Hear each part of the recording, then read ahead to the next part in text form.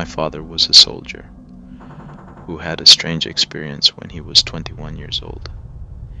He was proud to follow in our ancestors' footsteps and join the army, just like many other young men in our community. After 3 years of tough training, he finally got a break to visit home. It was a long journey, and he was eager to see his family and catch up with old friends. The day he arrived, the sun dipped below the horizon, casting long shadows over familiar streets. Exhausted but excited to be home, he set out on the journey to his house.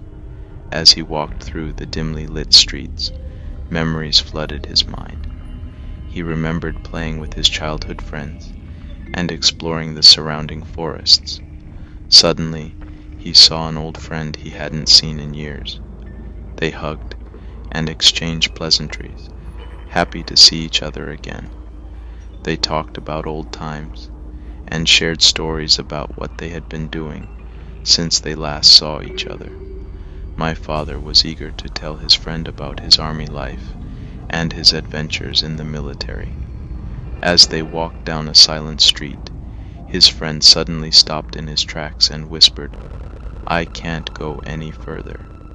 In a chilling moment, his friend vanished into thin air, leaving behind an empty, eerie silence. Confused and assuming it was some elaborate prank, he continued on his way. Feeling bewildered, my dad continued his journey. When he arrived home and told his parents about the encounter, they looked terrified. His mom revealed a shocking truth. "The friend you met has been dead for years, run over by a lorry in that same spot." Realizing he had seen a ghost, my dad fell terribly ill that night. His fever spiked, so his worried parents sought help from a local shaman, who was known for his ability to communicate with the spirit world and perform healing rituals. The shaman was a member of a culture that had a strong tradition of animism and shamanism. He used a combination of chanting, prayer, and burning of herbs to protect my dad from the ghostly friend.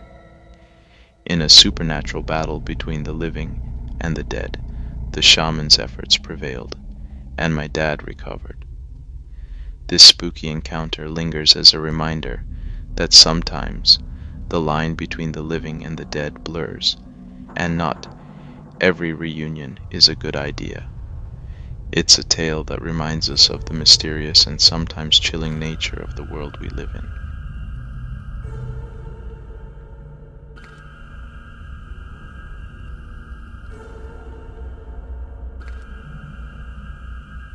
This is a true story which happened to myself in 2017.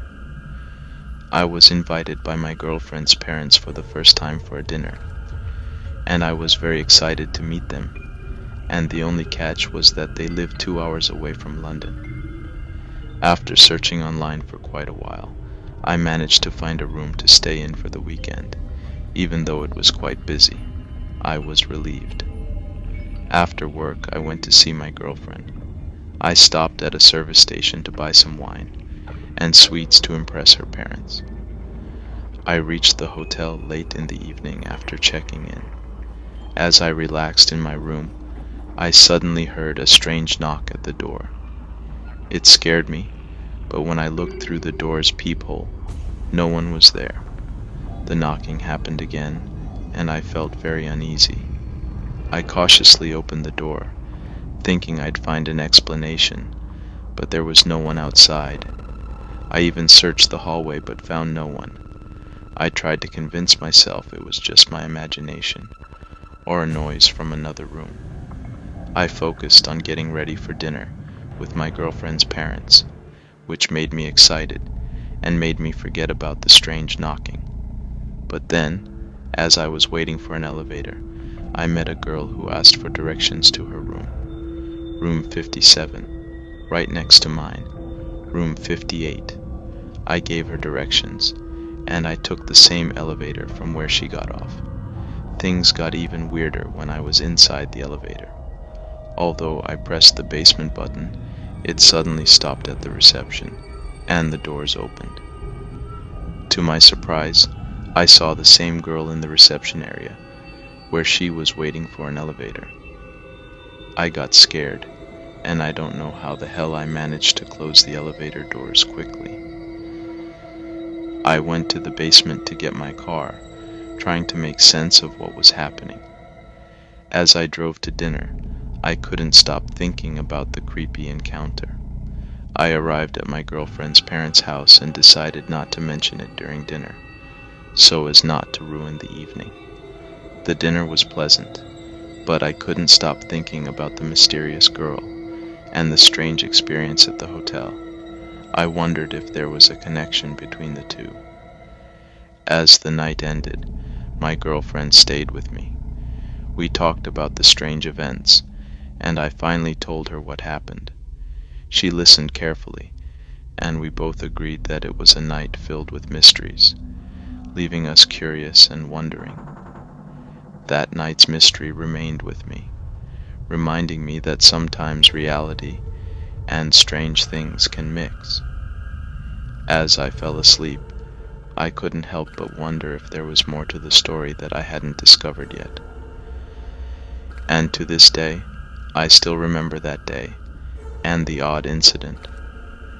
Was it real? Just a coincidence? Or something paranormal? I will leave it you all believe it or not. It's up to you.